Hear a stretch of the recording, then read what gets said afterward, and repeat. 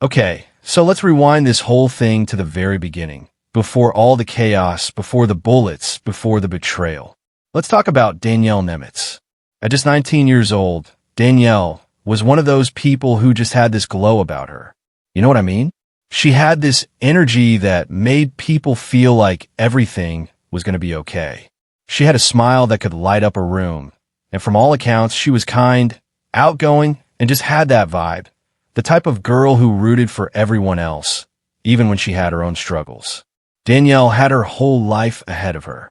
19, she had plans, dreams, maybe kids one day, a career, a house with a backyard. Whatever you imagine when you think of a young woman just stepping into adulthood. But she also had this really big heart. And sometimes having a big heart makes you trust people you probably shouldn't. Because you see the good in them, even when the rest of the world sees the red flags waving like it's a damn parade. Now let's talk about Christopher Nemetz. He was 20 in the Army and stationed at Joint Base Lewis McChord in Washington. And listen, there's something about a guy in uniform, right? That whole honor, service, discipline image, it can be really appealing. And to Danielle, Christopher seemed like the real deal. He was charming, ambitious, and he made her feel special. He wasn't just the guy she was dating. He was the guy she saw her future with. Their relationship moved fast, like turbo speed fast. And I get it. Young love, it's intense. It's messy. It's that kind of love where you stay up all night texting about your favorite songs and weird childhood stories, and suddenly you're like, yo, let's just get married. And in their case, it actually did. They tied the knot in February of 2015. It wasn't some big, elaborate thing, more like a quick ceremony. Just them, a few friends, nothing too flashy. To outsiders, it probably looked sweet. Two young people in love, starting a new life together. Danielle was excited. She posted photos, shared moments online, told her friends how happy she was. And you could tell she meant it. This wasn't some high school fling. She thought she had found her person, someone who would love her unconditionally, be loyal, and be there through the highs and lows. But let's be real. Marriage at 19? That's not just young. It's baby giraffe wobbling on new legs young. You barely know who you are at that age, let alone someone else. And sometimes, when people jump into commitment before they're ready, things unravel fast. Christopher, for one, had a lot going on under the surface. Sure, on the outside, he was the Army guy, the provider, the man in uniform. But deep down, this dude had issues. Control issues. Jealousy. Insecurity. And worst of all, he knew how to hide it. He presented himself like Prince Charming, but behind closed doors, there were cracks forming. Danielle might not have seen it right away, or maybe she saw flashes of it and hoped it would get better. That's what people with good hearts do. They hope. Now imagine this. You're Danielle. You're young. You're married. And you think this is supposed to be the best time of your life. You're buying groceries together, figuring out how to split chores, maybe talking about what you want to name your future kids. But then little things start happening. Christopher starts getting distant. He's texting people late at night. He's hanging out with your friend, Jasmine Campbell, way more than he should be. And you start wondering, am I crazy? Or is something going on here? But you don't want to accuse your new husband of cheating. That's a huge thing to throw out there, especially after just getting married. So maybe you sit on it. You try to trust him. You tell yourself, we're just adjusting, that's all. Except you can't ignore it. The vibe is off. The texts don't make sense. His stories don't add up. And Jasmine? She's being shady too. What used to be your best friend is now suddenly acting weird. And just like that, the fairy tale marriage starts to feel like a ticking time bomb. Danielle was just 19. She didn't deserve to be in a situation where she had to second guess everything. She was supposed to be enjoying her new life, not watching it unravel like a bad soap opera. But sadly, the very person she trusted the most, the man she said, I do to, was already hiding a dark side that was way more dangerous than she could have imagined. It's easy to look back and say, why didn't she leave? Or why didn't she see the signs? But here's the thing. When you're in it, when you love someone, when you believe in them, you don't always see how bad it really is. And Danielle? She wanted her marriage to work. She wasn't just some naive teenager. She was someone who believed in love. She believed in him. And that's the most tragic part of all. Because in just 9 days, that trust would be shattered. That love would be weaponized. And the person she thought would stand beside her through thick and thin would turn out to be her executioner. All right, so picture this for a second. You just got married. You're 19 years old, head over heels in love. The ink on the marriage certificate is barely dry, and you're thinking about things like where to hang your wedding photos or whether to get a dog together. That's where Danielle Nemetz was. She had just become Mrs. Nemetz, married to her 20-year-old Army husband, Christopher, and she was probably still signing her new last name on stuff like Danielle Nemetz to hearts on napkins and in texts. But instead of getting a honeymoon, she got a headstone. Because 9 days, I repeat, 9 freaking days, after she walked down that aisle, said I do, and committed her life to this guy, he turned around and killed her. Now I don't care who you are or what kind of relationship drama you've seen in your life. This takes the cake, throws it on the ground, sets it on fire, and then dances on the ashes. How do you go from, I promise to love and cherish you forever, to let me grab my rifle and blow you away in 9 days? That's not a marriage. That's a murder countdown. And the thing is, there weren't these huge warning signs for the world to see. At least, not until it was too late. Friends and family thought Danielle was genuinely happy. She was posting cute stuff online. She was smiling in pictures. But behind the scenes, things were unraveling faster than your grandma's old knitting. Danielle started to feel something was off almost immediately after the wedding. Like red flags? More like a whole damn marching band with sirens. And the problem wasn't just her new husband acting weird. It was also her so-called best friend, Jasmine Campbell, who had been spending a little too much quality time with Christopher while Danielle was at work. Now let's talk about that for a second. Your husband and your best friend getting close? That's not just a red flag. That's a whole emotional landmine. And Danielle felt it. She knew something shady was going on. She started confronting him, asking questions, poking holes in his stories. And what did Christopher do? Gaslight 101, baby. Told her she was overreacting, made her feel like she was paranoid, probably threw in the good OL, you're being crazy line, which, by the way, should be an automatic alert that someone is in fact doing something sketchy. But Danielle wasn't stupid. She was just trying to hold on to love. Because that's what people do when they believe in someone. You try to fix things. You try to forgive. You hold out hope that this weird vibe is just a rough patch, not a prelude to a crime scene. Fast forward to February 16th, 2015, just 9 days after their wedding. Danielle comes home from work around 9:30 p.m. You'd think she'd get a hug, maybe some dinner, a little Netflix and chill action. Instead, she walks straight into World War III. An argument explodes. Tensions have been bubbling, and now it's on. Danielle's probably confronting him again about the text she saw between him and Jasmine. Or maybe about how he didn't answer a call. Or maybe just about how his whole vibe lately screamed, I have a secret. But this wasn't your average married couple spat. This was the moment where all of Christopher's lies and guilt and rage boiled over. And instead of talking it out, or, being a human adult, Christopher made the decision to end the argument in the most horrifying way possible. While Danielle was upstairs in the bedroom, Christopher grabbed his rifle. Let me just repeat that. Not a handgun, not a knife in a moment of blind fury. An AR-15 style rifle. This dude made a conscious decision to go and get a military-grade weapon, load it, walk up the stairs, and shoot his wife. One shot, back of the head, execution style. No warning, no hesitation, just bang, and her life was over. 9 days, that's all she got. She didn't even have time to send out thank you cards for the wedding gifts. She didn't get a first anniversary. She didn't get to argue about paint colors or pick out baby names. She was robbed of everything. Her future, her family, her entire damn life, by the person who was supposed to protect her. And here's where it gets even more disturbing. Christopher didn't try to cover it up. He didn't flee, didn't hide the body, didn't even lie. He walked downstairs and casually told his roommate, I just killed my wife, and then called 911 like he was ordering pizza. Imagine being the 911 operator. You pick up the phone, and the guy says, yeah, I just shot my wife in the head. And you're just sitting there like, what? This wasn't heat of the moment. This wasn't temporary insanity. This was a guy who let his ego, his anger, and his desire to cover up his own cheating lead him to commit cold-blooded murder. Danielle thought she was starting a forever love story. Instead, she ended up being written into a true crime documentary. And all of it happened in less than 2 weeks. So next time someone tells you that young love is just passionate or a little intense, just remember, Danielle Nemetz was dead before she even got her wedding photos printed. Okay, so now that we've established that Danielle Nemetz was murdered just 9 days in her marriage, let's roll it back and dig into the why.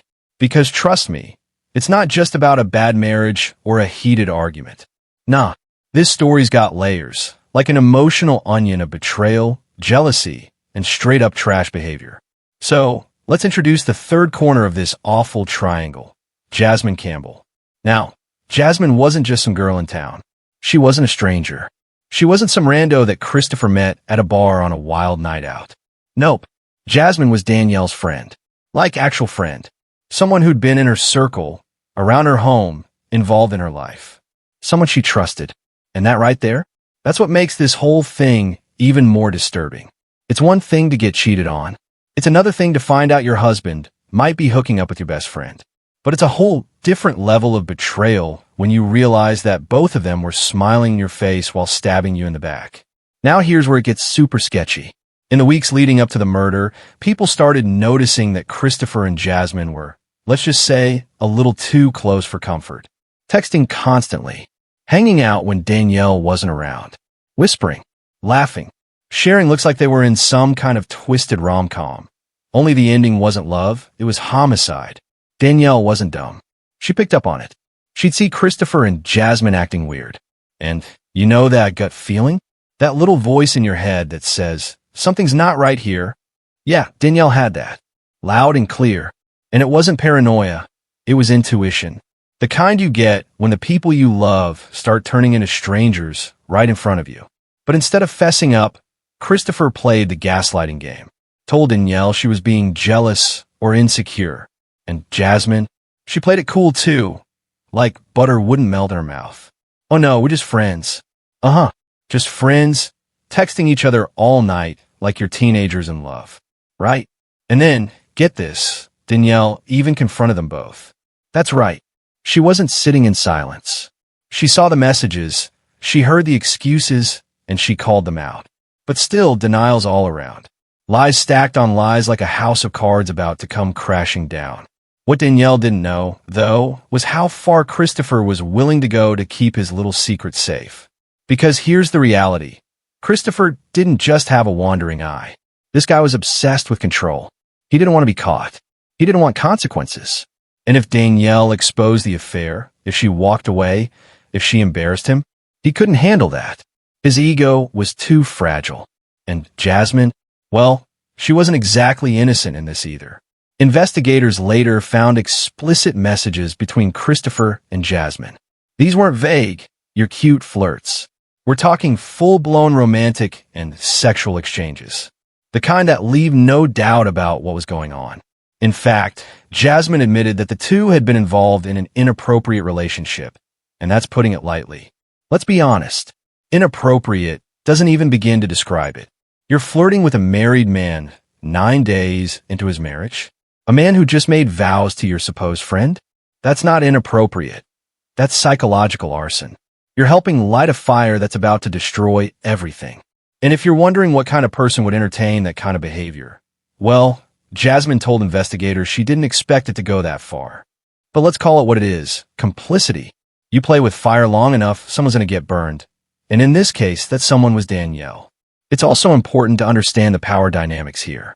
Christopher was in the military with access to weapons and probably had this big, tough guy image. But inside, he was emotionally immature and completely unable to deal with the consequences of his own actions. Rather than just owning up to the affair or leaving the marriage like a normal person, he did what cowards do. He eliminated the evidence. And Jasmine, she didn't pull the trigger, but she might as well have handed him the ammo. She created an emotional environment where Danielle felt betrayed, humiliated, and unsafe in her own home.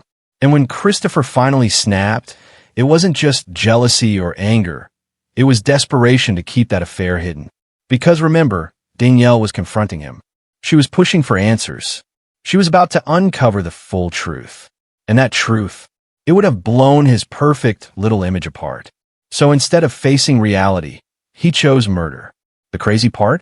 Even after Danielle was gone, Jasmine still tried to act like she didn't know how it got to that point.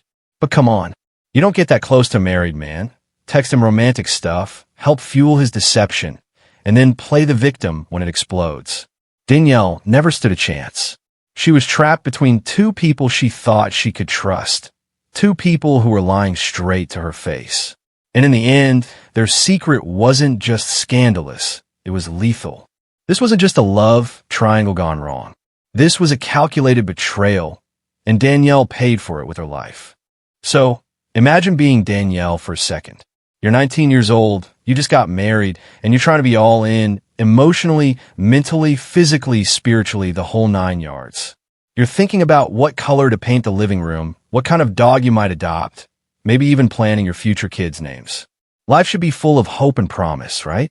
Except Danielle started noticing something was off. It wasn't just the occasional weird vibe. It was a pattern, like puzzle pieces that didn't quite fit. Christopher was acting distant, his mood was weird, and when she asked what was going on, he either clammed up or got defensive. Classic cheater energy, right? But here's the twist. The woman Christopher was acting weird about, it wasn't some random girl from his unit or someone he met at a bar. It was Jasmine Campbell, Danielle's friend. And let me tell you, if betrayal had a face, it would be those two grinning behind her back. Danielle's gut told her something wasn't right. She wasn't being jealous or crazy. She was being intuitive. She saw the way they looked at each other, the way conversations stopped when she walked in, and the way they were suddenly really good friends when she wasn't around. So one day, Danielle decided she wasn't going to sit in the dark anymore. She did what a lot of us might do when we're suspicious and desperate for answers. She checked Christopher's phone, and boom, there it was. Flirtatious messages, romantic texts, late-night conversations. We're not talking about, "Hey, you up?" texts. We're talking about messages that left no room for interpretation. Stuff like, "I wish I was there with you right now. You always know how to make me smile," and maybe even a few that made Danielle's stomach flip over and her heart hit the brakes. And it wasn't just one or two messages. It was a thread, a full-blown digital trail of infidelity. Words that didn't belong to her husband or her best friend. That moment? That's the kind of moment that punches a hole in your soul. Danielle was sitting there reading these messages, and I can almost guarantee her world was spinning. Because the man she had just married, the guy who promised to love and protect her, was out here acting like he was auditioning for The Bachelor with her friend. So Danielle confronted him. And let me tell you, this was not some Lifetime movie moment with crying and apologies. This was real life, and Danielle brought the heat. She laid it out. The messages, the lies, the betrayal. She asked him point blank, "Are you sleeping with Jasmine?" And Christopher, instead of being a man about it, instead of admitting what he did, taking accountability, maybe try to fix it, he gaslit the hell out of her. Told her she was misinterpreting the messages. That nothing happened. That they were just friends. Oh, right. Just friends who text like they're writing a Nicholas Sparks novel? Give me a break. Danielle wasn't buying it. She knew what she saw. She felt the shift in her gut, the emotional whiplash of being lied to, manipulated, and made to feel crazy for asking reasonable questions. She even confronted Jasmine, too. And of course, Jasmine pulled the same act. "You're overreacting. It's not like that. You're being dramatic." It was like standing in a house full of smoke and having everyone around you swear there's no fire. Now here's where this goes from painful to terrifying. The more Danielle pushed for the truth, the more Christopher shut down. He wasn't just annoyed, he was angry, resentful, like he couldn't stand the idea of being held accountable. And that's where things started spiraling, because Danielle was determined to get answers. She just married this guy. She wasn't going to sit around and pretend everything was fine when her heart was telling her it absolutely was not. She was putting her foot down, demanding respect. And for that, Christopher saw her as a threat to his secrets, his image, and his control. This wasn't just a confrontation. This was the trigger. Danielle's courage, her refusal to be lied to, was the thing that forced Christopher to see what he stood to lose. His shiny new marriage? Crumbling. His secret affair? Exposed. His spotless military image? About to be dragged through the mud. And when people like Christopher get desperate, they don't come clean. They lash out. He didn't see Danielle as his wife anymore. He saw her as an obstacle, someone standing in the way of his double life. And that was the moment, the turning point, when Danielle's demand for the truth became a death sentence. This is the horrifying reality of what happens when people are more invested in protecting their lives than protecting the people they claim to love. Danielle was brave. She faced the truth head on. She stood up for herself, even when it hurt. And in doing so, she exposed the rotted core of a man who never deserved her in the first place.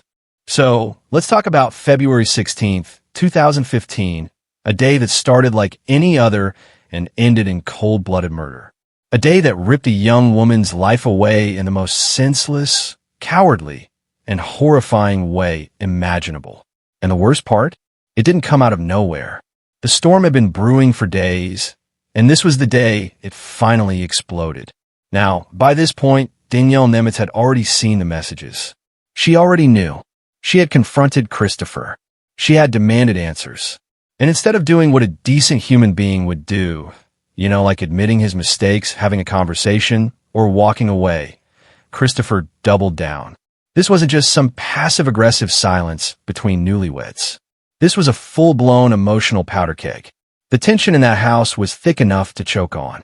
Every word was a landmine, every glance a battle. And then they fought. Again, according to what we know, the two got into an argument that evening. And it wasn't some simple, you forgot to take out the trash fight. This was probably about Jasmine, about the cheating, the lies, the betrayal, and more importantly, about the fact that Danielle wasn't backing down. She wanted the truth. She deserved the truth. But what she got was something else entirely. And then, in a moment that still haunts anyone who hears it, Christopher snapped. This man, her husband of just 9 days, stormed into another room, grabbed his AR-15 rifle, and without hesitation, without mercy, shot Danielle in the back of the head. Let me say that again, because it's not just a detail, it's the entire horror of this story packed into one moment. He shot her in the back of the head. She didn't even see it coming. She had no chance to defend herself. No time to scream, to run, to beg for her life. Christopher made a decision, calculated and final, to end her life. Not in some moment of passion, not by accident, but by aiming a military-grade weapon at the woman he vowed to protect and pulling the trigger. And the coldness of it, that's what sticks with you. He didn't shoot her in the heat of a scuffle. He didn't lash out with his hands. He left the room, grabbed a gun, came back, and executed his wife like she was some kind of disposable inconvenience. And you know what's even worse? He was trained.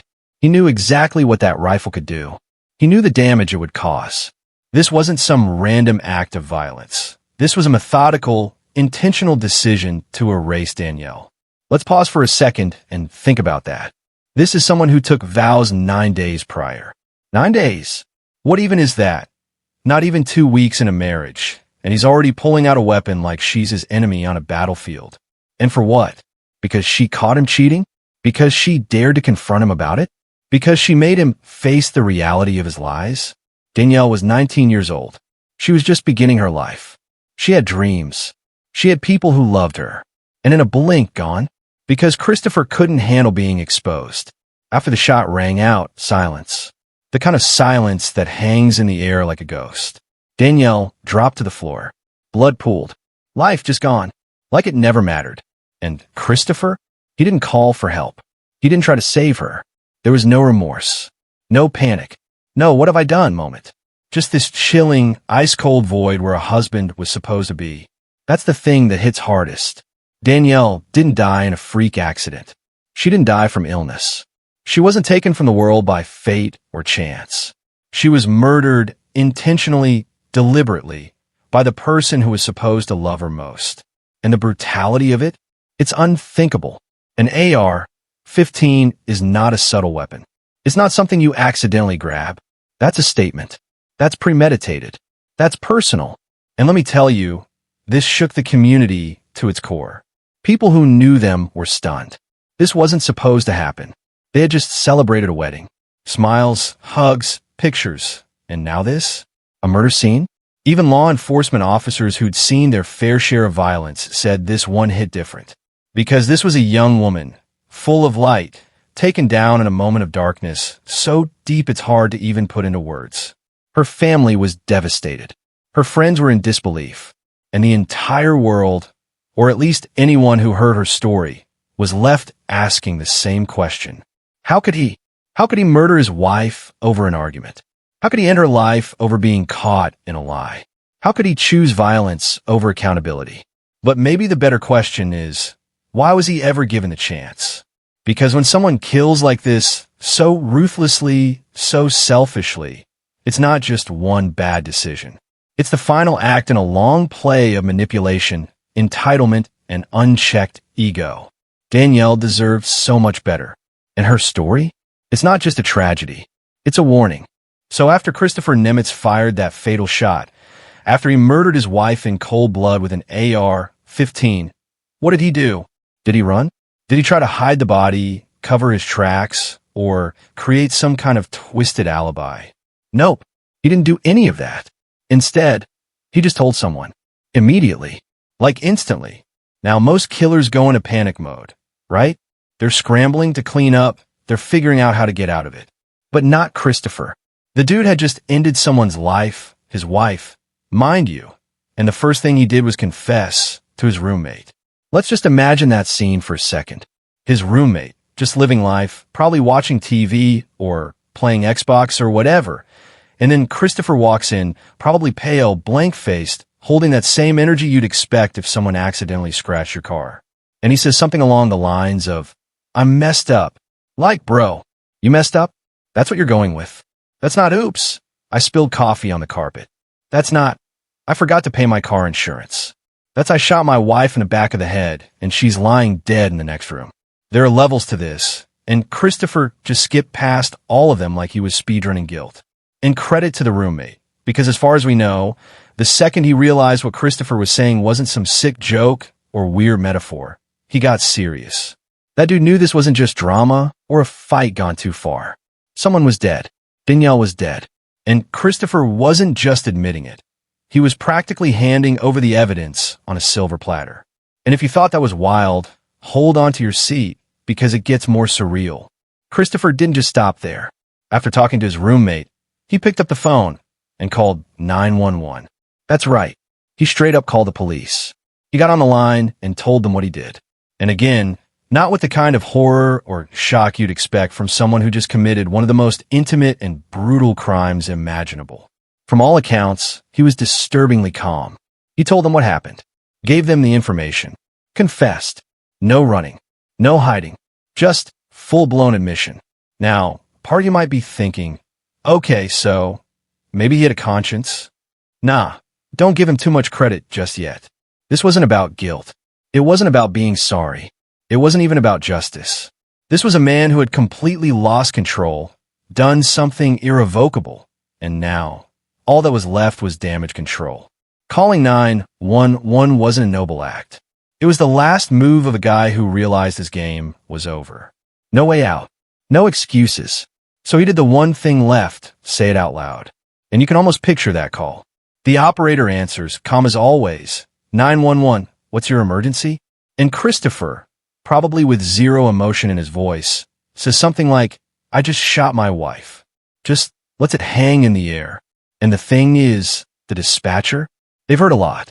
Domestic violence, shootings, chaos. They've been through it. But when someone calls on themselves for murdering their spouse, that hits different. That kind of call makes the room go quiet. Now, when the police arrived on scene, and yes, they got there fast, they found exactly what Christopher told them they'd find. Danielle, on the floor, lifeless, shot in the head, blood pooled, no signs of struggle, no chance at all.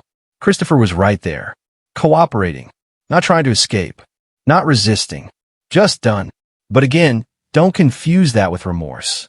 He wasn't crying. He wasn't screaming. He wasn't trying to rewind time. This wasn't a man falling apart. This was a man who already had. And that's what's so chilling. Because if he really felt guilt, if he really had a conscience, he would have never pulled the trigger in the first place. This confession wasn't about Danielle. It wasn't about love. It was about him. He knew the story was over, so he decided to close the book. But Danielle, she didn't get a choice. She didn't get a second chance. She didn't get to call for help, to defend herself, to fight back. She just got erased. And Christopher's little moment of truth, it came too damn late. The sad irony is that he probably thought calling 911 made him honorable somehow, like he was doing the right thing by admitting it. But here's the truth. You don't get moral points for owning up to a murder you could have chosen not to commit. Danielle didn't need a confession. She needed protection. She needed love. She needed someone who valued her more than his ego and impulses. And what she got was a bullet, and a husband who thought, "I messed up," was a suitable explanation for cold-blooded execution. All right, now let's talk about something that totally shatters any excuse, any attempt at softening this crime, or any hope that this could somehow be brushed off as a heat-of-the-moment thing. Because, spoiler alert, it wasn't. This murder, it wasn't an accident. It wasn't some split-second decision fueled by rage, or alcohol, or confusion. No, this was intentional. This was cold. This was deliberate. This was premeditated in real time. Let's be clear. When people say a crime is spontaneous, they usually mean it was like lightning. Fast, unpredictable, no time to think.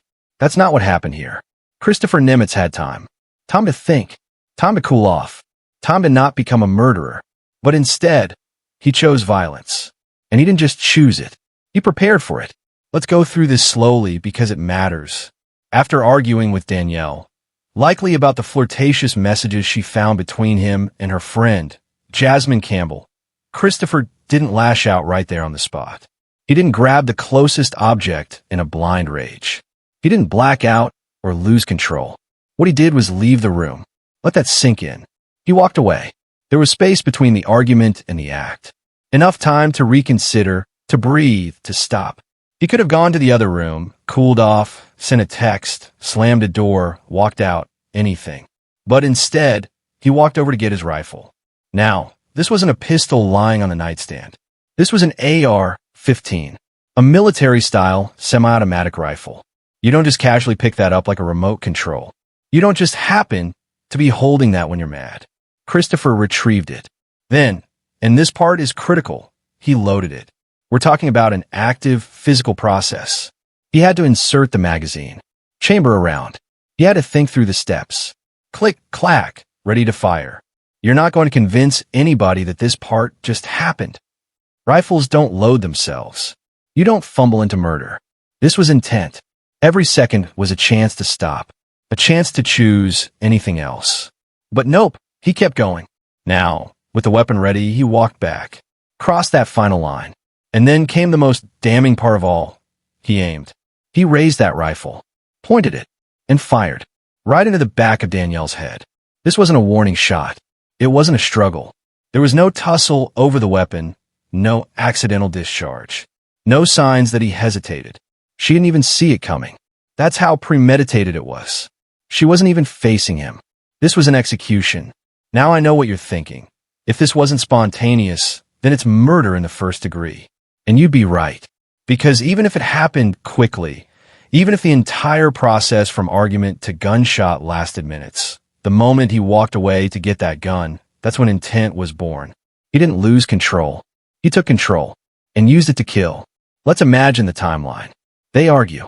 Danielle confronts him about the cheating. Emotions boil over. Christopher storms out, retrieves the gun, loads it, walks back, aims, fires. There are 9 distinct steps between confrontation and murder. 9 chances to turn around.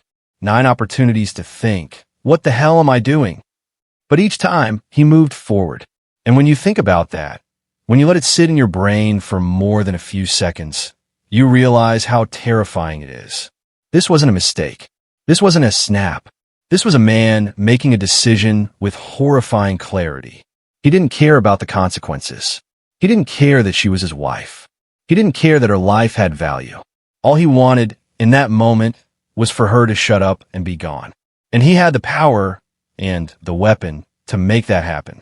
And after it was done, after the trigger was pulled, the shot rang out, and Danielle collapsed to the floor, he didn't cry. He didn't scream. He didn't try to help. He didn't even kneel down and say goodbye. He just existed. He stood there with that rifle and accepted what he'd done like it was just some inevitable thing. Like he had no choice. But let me be crystal clear, he had every choice. He chose to go get that weapon. He chose to load it. He chose to lift it. He chose to aim. And he chose to fire. So don't let anyone tell you this was heat of the moment. Don't let anyone reduce this to a bad fight or a tragic accident. Because this wasn't a tragedy. This was a decision. And Danielle, she didn't get a say in any of it. She didn't get to walk away. She didn't get to defend herself. She didn't even get to turn around.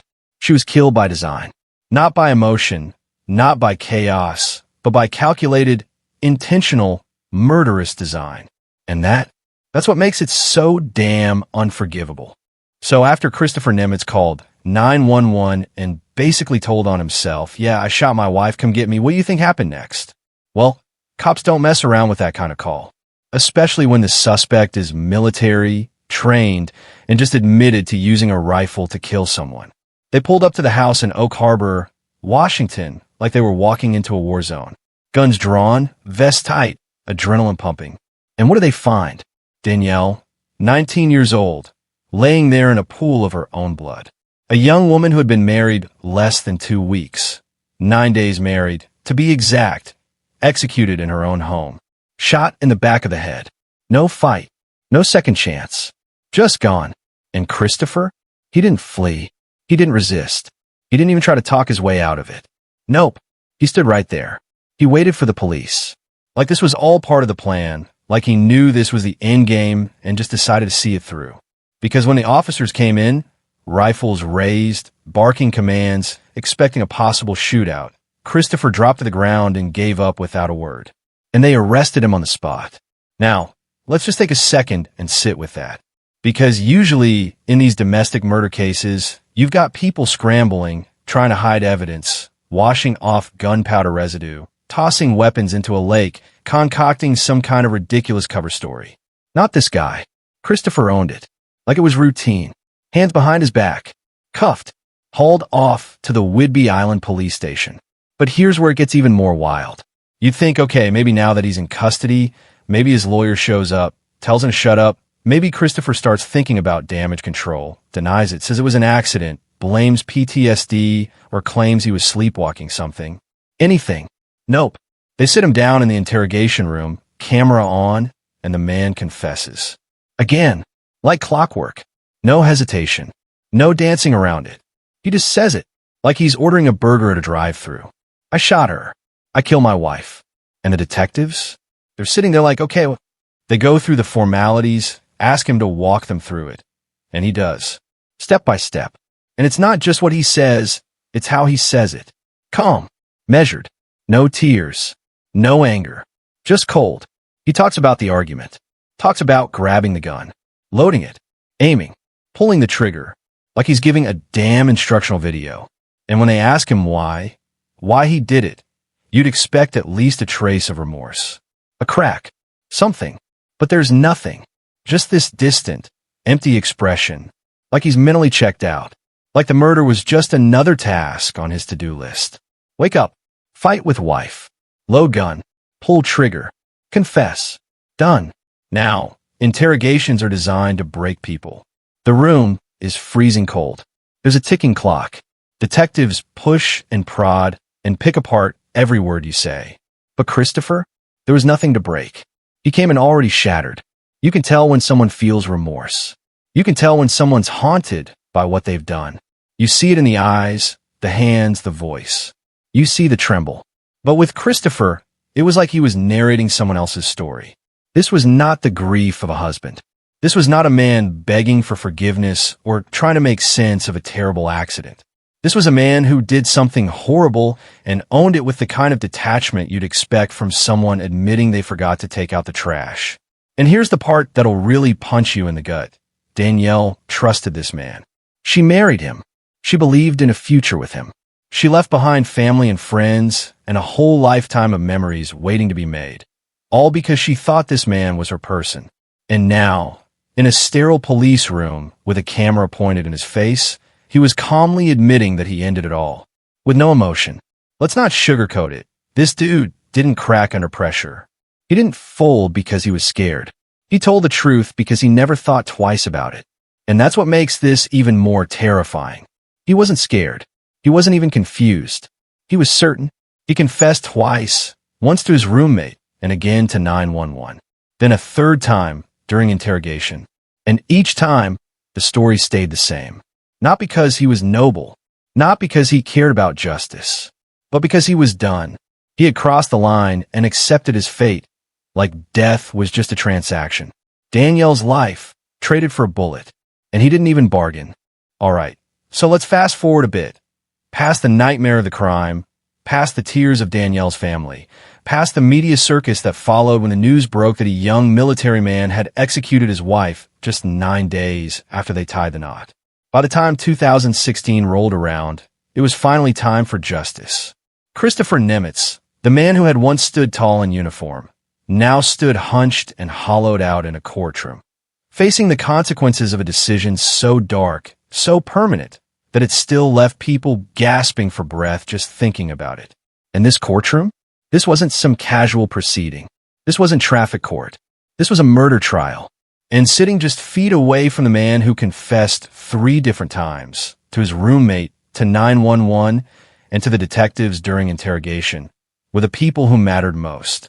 Danielle's parents, her friends, the ones left behind, staring down the monster who took their daughter, their friend, their light, and wondering why. The air was thick. No one breathed freely in that room. You could feel the tension crawling down your spine. This wasn't just about punishment anymore. This was about closure. This was about looking a killer in the eyes and finally saying, "You don't get to walk away." And Christopher, he didn't fight it. He didn't take the stand and sob or beg for mercy. No long-winded apologies. No grand speeches about how he found God in a jail cell. None of it. He stood there in shackles and took it, like it was math, like he already knew the number that was coming. Now, prosecutors had laid everything out.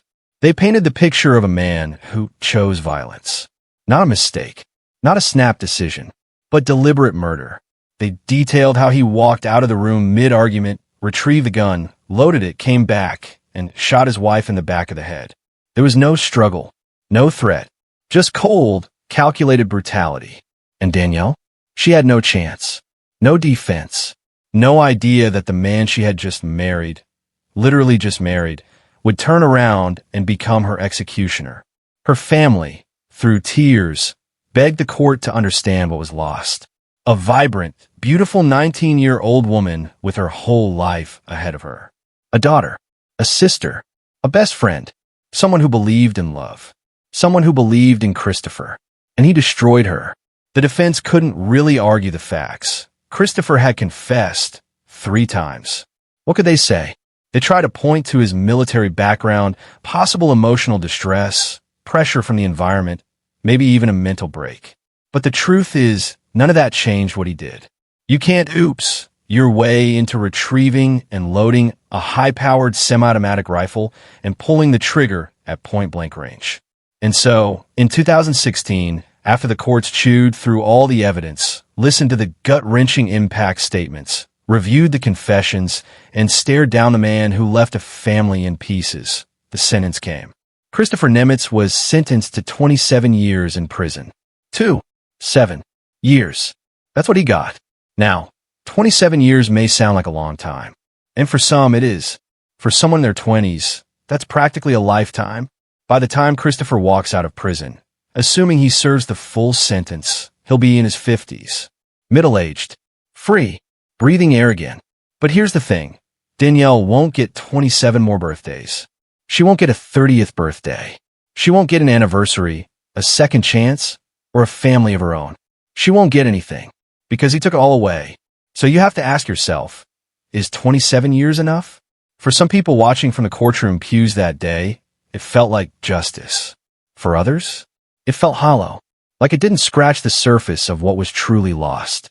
Danielle's mother reportedly said that while no sentence would ever bring her daughter back, she hoped Christopher's time behind bars would give him plenty of time to think about what he did, about who he destroyed, about how trust, love, and human life are not disposable. And maybe that's the most haunting part, because Danielle loved him. She believed in him, and that's exactly why she's gone.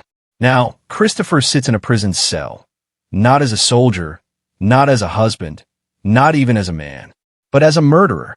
No medals, no vows, just four walls, a cot, and a very, very long time to remember.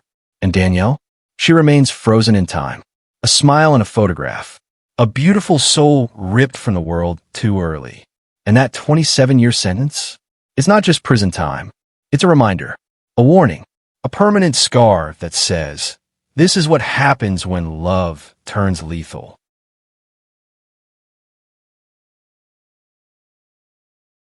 All right, let's talk about someone else who's been tied to this case. And it's a name that still carries weight in the story, even though she's not exactly sitting in a courtroom with Christopher. I'm talking about Jasmine Campbell, Danielle's supposed friend. Now, to put it bluntly, Jasmine is a key figure in this whole twisted saga, and let's not beat around the bush. There's a lot of speculation surrounding her role, her knowledge, and whether or not she should have been held responsible for anything that happened. Here's the deal. We know that Jasmine and Christopher have been flirting. We know that. And we know that Danielle caught wind of it. She found those messages, those texts, that piece of betrayal sitting right in front of her. That was the match that lit the fuse. Danielle confronted her husband. And, as we've seen, things went from bad to worse. It wasn't just a fight.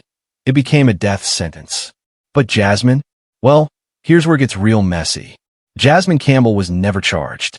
In fact, after everything went down, she walked away with nothing more than her name attached to the gossip surrounding this entire crime.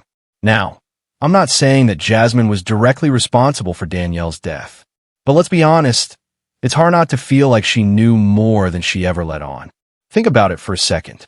Danielle, a woman in her 20s, freshly married and in love, discovers her husband is texting flirtatious messages to her best friend. That right there should have been a red flag for everyone involved. If your best friend is flirting with your spouse, that's not just a little issue. It's a betrayal. A bombshell. And sure, Jasmine might have had the I didn't know how bad things were excuse. But let's get real. There's no way she didn't know that things were bad between Christopher and Danielle. Even if she didn't directly participate in their conflict, she knew about it. She knew what was going on. She had to have. But Jasmine wasn't the one whose life was destroyed that day. That was Danielle, her family, her friends, her future. Jasmine, meanwhile, walked away clean. Now, that's where things get even murkier. There's a lot of speculation, and I mean a lot, about whether Jasmine might have known more about Christopher's plans than she let on. Could she have been aware that he was capable of something this dark? Could she have seen the tension, the anger, the way things were building between them? Was she possibly even an accomplice, knowingly or unknowingly feeding the flames of his jealousy and rage? There are no solid answers here, but the whispers never stop. People ask, how could she not have known that her friend's marriage was spiraling out of control? How could she not have seen the signs, especially considering how long she had been in the picture? And let's not forget, even if she wasn't involved in planning the murder, she was still a part of the toxic triangle that spiraled out of control. Did Jasmine know that Christopher was planning to kill Danielle? Did she at least suspect something was wrong? Did she talk to him after Danielle confronted him, egging him on, offering some kind of twisted support or encouragement? Was she the kind of friend who sat back, watching the drama unfold, without lifting a finger to stop it? That's the problem. We don't know. We'll probably never know. But in the absence of charges, it's not hard to see why people continue to speculate. Because someone else knew. Someone else saw this train wreck happening, and yet nothing stopped it. Here's another thing. Jasmine's involvement goes beyond just the text messages. It's more than a betrayal of flirting with Danielle's husband behind her back. It's the fact that, after the murder, Jasmine didn't stand up and say, hey, this went way too far. This was not supposed to happen. She didn't rush to Danielle's family and apologize. She didn't call the cops, even after all the signs were there. pointing directly at the danger Christopher posed. Instead, she carried on with her life, barely affected by the fallout. That has people suspicious. In the aftermath of the murder, Danielle's family didn't mince words when they talked about their grief. And they didn't hide their feelings about Jasmine either. They had every right to question the role she played in everything that happened. They had every right to ask why someone who was so close to Danielle, someone who should have been a protector, ended up playing a part in the breakdown of her marriage. Did Jasmine feel guilty? We'll never know. Did she feel the weight of her friend's murder hanging over her? We'll never know. But one thing's for sure, she got away clean. And that's what makes this whole case even more unsettling. Danielle's death was tragic in every sense of the word, but the way it all unfolded, the way people like Jasmine walked away with no accountability, it feels like there's something unfinished. Was she truly innocent in all of this? Or did she play a part, whether knowingly or not, in a series of events that led to a woman's senseless murder? And while we may never get an answer to that question, the speculation around Jasmine's involvement will always hover over this case like a dark cloud. Was she just a passive bystander? Or was she something more? It's a question that's not going away anytime soon, and one that, sadly, may never be answered, leaving her to live her life while Danielle's family continues to grieve their unspeakable loss.